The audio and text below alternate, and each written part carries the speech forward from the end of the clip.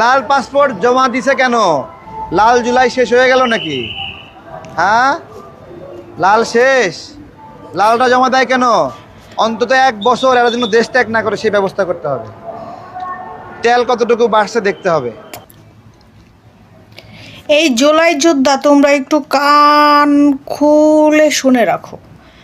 তোমরা কই যাইবা? চোখে লাল দেখছো না? তোমাকে এখন চোখে লাল না, ব্ল্যাক দেখাইবো, ব্ল্যাক। আরও একটা কি কইছে শুনছো তুমগো? তোমাকে নাকি তেল হইছে অনেক। তা বাংলাদেশে এখন বর্তমানে তেলের খুব দাম। তোমাদের তেল এখন মনে করেন কি যে নিয়া বাংলাদেশে সাপ্লাই দিবে। আর গরিব মানুষ মনে করো কি যে এই তোমাকে তেল যখন মার্কেটে ছাড়বো, তখন তোমাকে ওই তেলের কারণে তেলের দাম মনে হয় একটু কমবো। অন্তত গরিব মানুষ সেটা খায়া বাঁচবো, ঠিক আছে? তো যাই হোক, তোমাকে অনেক তেলই হয়েছে। এই তেল মনে করো কি তোমাকে কাছ থেকে নিয়ে মনে করো কি যে সাপ্লাই দিব। আর তোমাকে তেল মার্কেট আইলে মনে করো কি যে তেলের দাম এমনি কমে যাইব।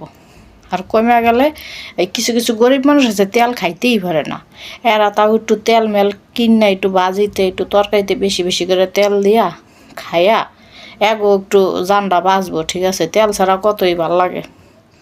তো যাই হোক, আর কই যাইবা? 1 বছরে আর যাইতে পারবা না। তোমাকে তেল মনে করো কি মার্কেটে এবার সাপ্লাই দিবই, কোনো উপায় নাই, ঠিক আছে?